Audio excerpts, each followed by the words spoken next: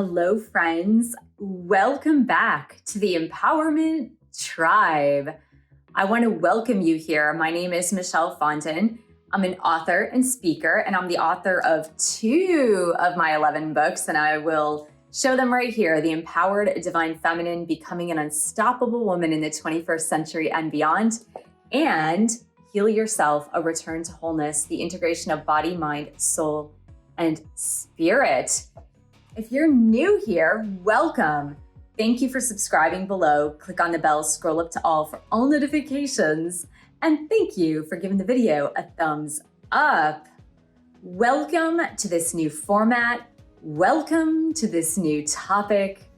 And we're going to talk about a quote that is the basis for this new format of this newness of my YouTube channel here at Michelle Fondin Author.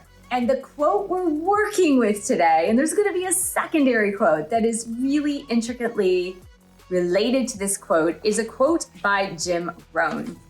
And that quote is, if you want things to change for you, you've got to change. I'm going to say that again. If you want things to change for you, you've got to change. And if you don't know who Jim Rohn is, Jim Rohn was a motivational speaker, and he was a success coach from about the 1960s through the time of his death in 2009.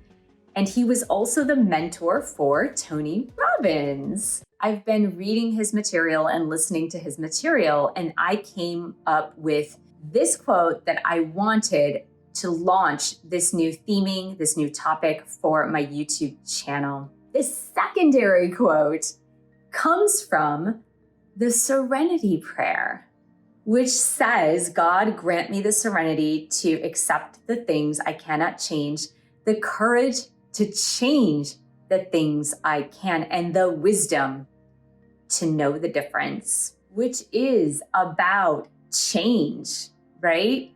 It's about accepting that which you cannot change, but changing the things you can change. Oftentimes, this comes so often. I'm going to give you 2 of my stories about this because I feel like this will help you to take a closer look at how you might be resisting change in your own life or you changing.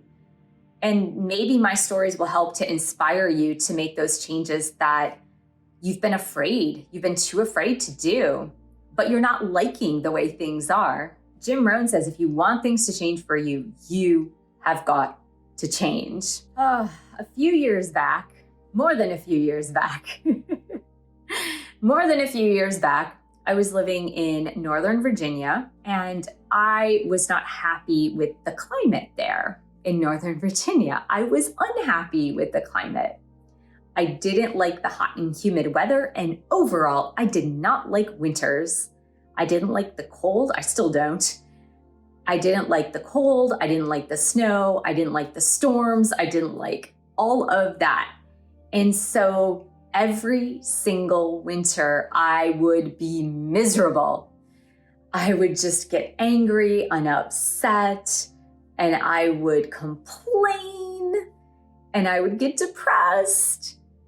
And I said, I hate winters. I hate them so much. I wish winters would just go away. And all of the wishing I had of winters going away didn't work. Guess why? Because if you live in a place that has harsh winters, it's still going to be there. All the wishing in the world is not going to change that. And so finally, I had to come to terms with, I'm going to have to either accept winters as they are in Virginia, or I'm going to have to change my location. And I didn't want to change my location because it was going to be very complicated. Now, some of you know I had kids in school in Virginia, and I had an ex-husband in Virginia. And so me changing locations to find a location that did not have winters or harsh winters was going to prove to be a challenge. I was determined to be miserable during winters because I hate winters. I don't like the cold. I don't like the snow. I don't like the breeze. I don't like being indoors all year long. which in Virginia, there's a lot of the time that you have to be indoors because it's either too cold or too hot. And so I had to face the real fact that if I wanted things to change for me, if I wanted to spend those 3 to 4 to 5 months, depending on how long winter lasted, if I wanted to spend those and be blissful and happy rather than miserable and sad, then I had to change. I had to change either my perception or my environment. And finally, in 2018, I said, enough is enough. I need to change. And I did. And I moved to Southern California. But it wasn't easy. It was easier to sit back and complain about it. It was easier to brace myself every fall for the upcoming winter and blame it on the weather and blame it on the system that I didn't like, which was in Virginia, they sometimes have harsh winters. But it wasn't changing my life. It wasn't changing the fact that I spent 3 to 4 months a year completely upset, miserable, sad, and depressed.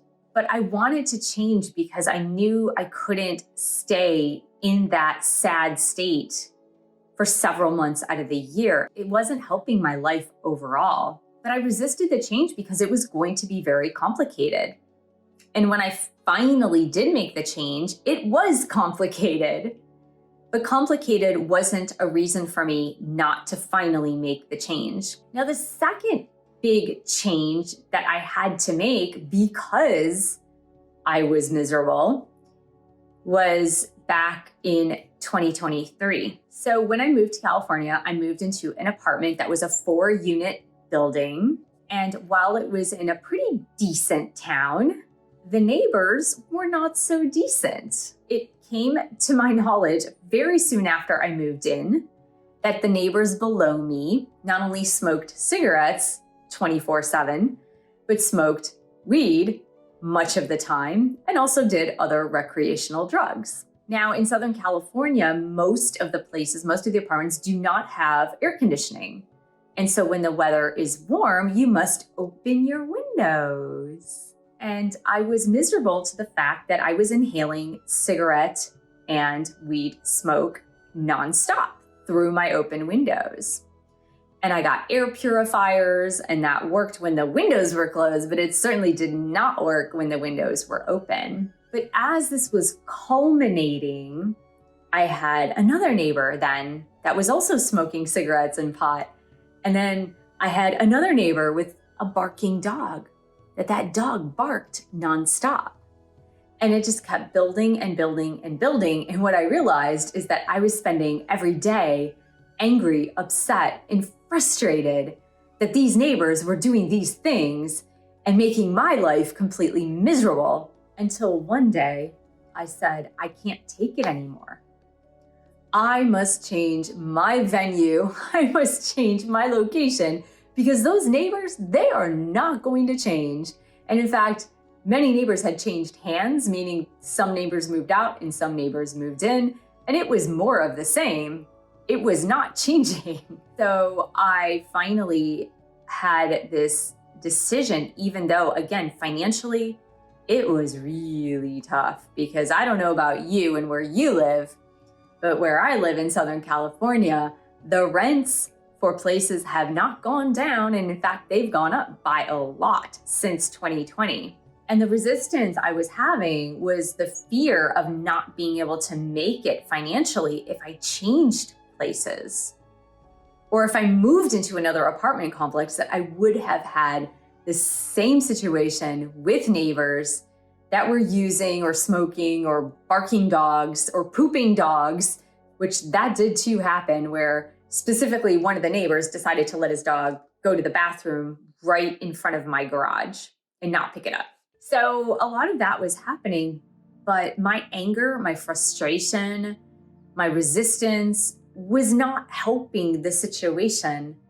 My neighbors weren't upset. They weren't angry. I was. I was the one that was angry and upset and frustrated.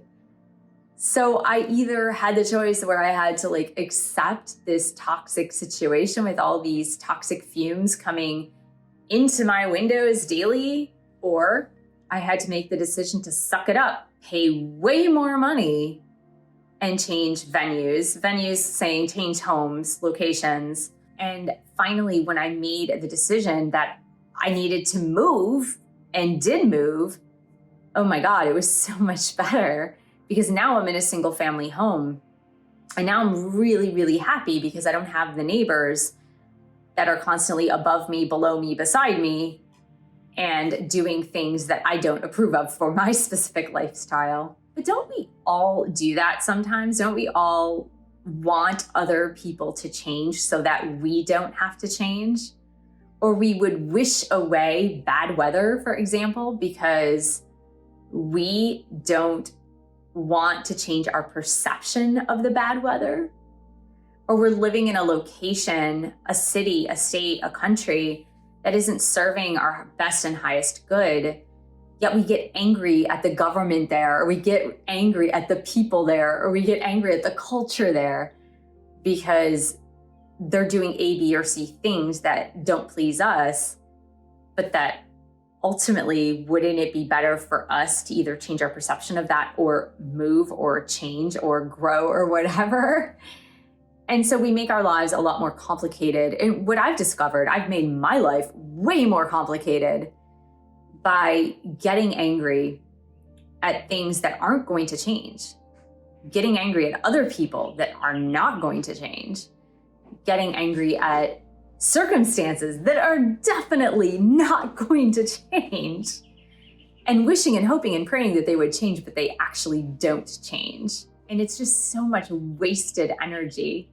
And when I realized that on those two occasions and many other occasions, believe me, these are not isolated occasions, but when I realized that me wasting so much of my personal energy and being so stressed out of my mind, stressed out, that it wasn't good for my health. It wasn't good for my sanity. It wasn't good for my mindset. And that even though it was so painful to make those changes, there was a cost to it. There is always a cost to making changes, whether those costs are financial, whether those costs are in friendships or relationships, or whether those costs are in leaving a geographical location, which might mean leaving friends and family, or maybe even a job. There are always costs to making those changes. But I believe from my experience is that the changes that you need to make and that you are driven to make are in the end less painful. It's less painful when I can wake up in my single family home here in Southern California every day and be completely blissful and happy. That is something. That is something. It is something. It is a blessing to be able to do that. In Virginia, I wasn't able to do that.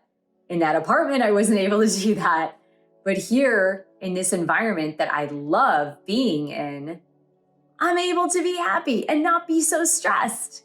And my body is not creating stress hormones every day. And I'm not angry and upset and depressed. But it's because I took charge of changing myself. I was never going to change the weather, and I was never going to change other people. But when I discovered that those were the things I had the power to change, like the Serenity Prayer says, then that made my life so much easier. So what I'd like you to think about for this topic is, what are the things that you know you need to change and that are making you upset, angry, stressed, depressed, frustrated, and you're hoping, wishing, praying that other people or circumstances would change. And you've been hoping and praying for this forever, or maybe a few years at least, or maybe a few months at least. And on some level inside of your gut, you know that things are not going to change unless you make the changes. And on some level, you've been hoping, praying for a miracle, that maybe all of a sudden global warming will cause Virginia to never have a winter ever again, right? Maybe that was my prayer one day, long ago. But it was much easier for me to make the change, even though it was very painful to make that change. It was much easier for me to make that change than to stay upset, to stay frustrated and miserable and angry. I hope I inspired you through my experience of those two things that now you know that if you want things to change for you, then you have to change. There's no waiting around anymore for your job to change, for your friends to change, for your lover to change, for your family to change, for your culture, your city, your state, your environment to change. You've got to change it. You've got to take charge of that. And once you do that, your life will improve exponentially. I assure you, I am living proof of that. Your life will improve exponentially. And there's one final note I wanted to make about a change you know you need to make, because whatever you're doing now is making you miserable, is the financial burden of the change. And one thing that I have personally discovered is that when you stay in a situation because you're afraid of the financial burden of the change, all of the negative energy that you are pouring into tolerating a negative situation, a situation that is affecting you, is going to dampen your potential for improvement, even in the financial arena.